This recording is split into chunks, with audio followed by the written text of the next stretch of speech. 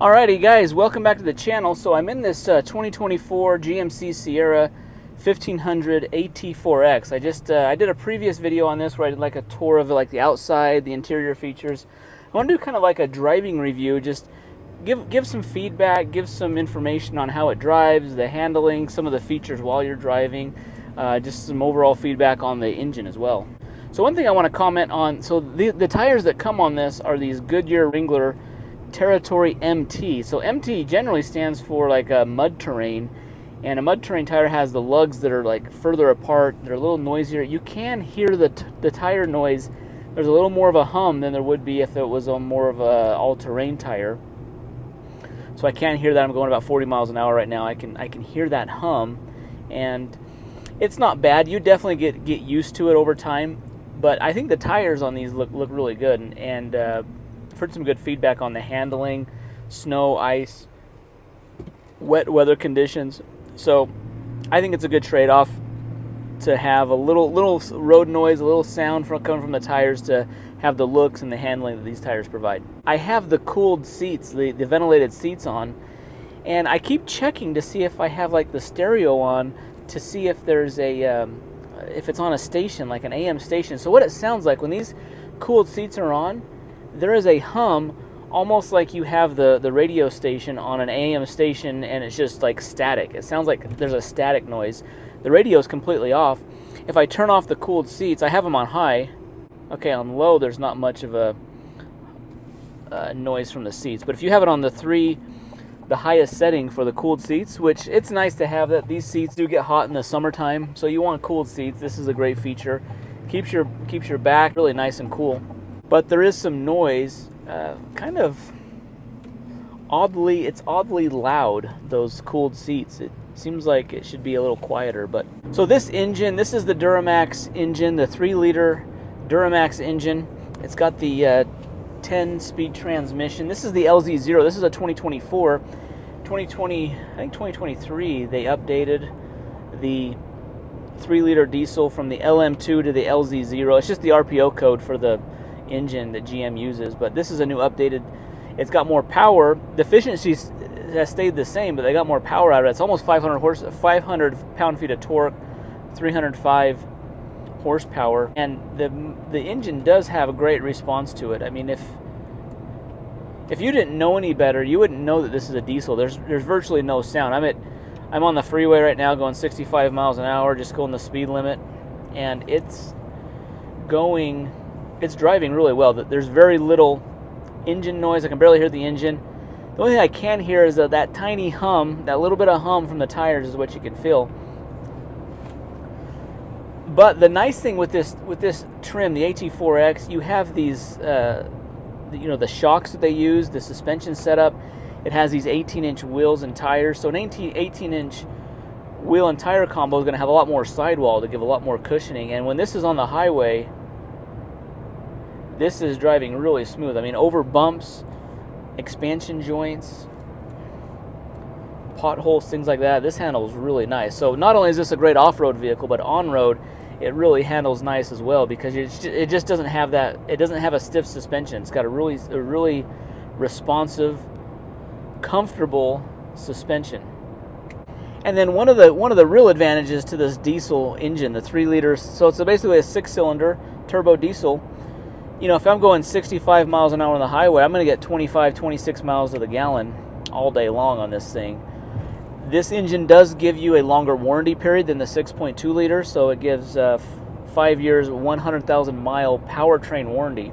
So the 6.2 was only going to give you a 60,000 mile warranty. So I like that this has a little longer warranty period on the engine. Yeah, there is an argument that diesel engines do have higher repair costs, you know, when you're outside of warranty. Also, something to consider is the DEF, the diesel exhaust fluid cost. Probably about every 5,000 miles you need to refill the tank, which is about a 5-gallon tank. So, but that stuff's come down in price recently. It seems like here in 2024 that stuff has come down. You can find it for $9, $10 for 2.5 gallons. So really $20 every 5,000 miles in DEF. That's not that bad. You also have to worry about the fuel filter changes. You have to do those a little more frequently on the diesel as well. which not a huge deal. It's, you know, you can do it yourself pretty easily. Take it into the dealer, they can do it for you. But so the diesel does have a little more requirements in that regard. Maintenance. The diesel oil that's used in this is the Dexos D, and because there's not a lot of alternative brands, the AC Delco Dexos D is a little more expensive, $8 or $9 per quart.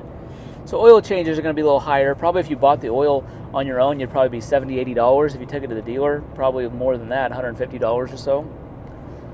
But there are some advantages. I like the low end torque of this. There is a little bit of turbo lag. So if I'm at a stoplight, if I'm turning left, turning right, in the initial, there's a little bit of turbo lag from just until that turbo spools up and gets the boost. There is a little bit of lag. The boost kicks in and the power kicks in. So it does just take a little getting used to, but once you have driven this for a little bit, you can really get used to how the throttle responds. That 10-speed transmission seems like you're always in gear, you're always in power. So even though diesels don't rev as high, they don't have as much horsepower, where they have the power is the torque, and torque is really what you feel when you're stepping on the gas. So I'm just kind of going over a rough road right now, and it just handles great. I mean, this is the ideal, even though this is a more like performance off-road type of truck that's, you know, geared towards off-roading and things like that. You know, if it's good off-road, it's going to be good on-road because of that, you know, just to being able to absorb all those bumps, all the ruts in the road. It's really handling great. I mean, this is a very comfortable everyday driver if you're looking for something just on the road. Guys, I'm curious what your opinion is of this trim. I think, I mean, it's appointed really well. The interior is fantastic. If you're looking for a really luxurious interior that just really feels premium, GM's done a great job with this.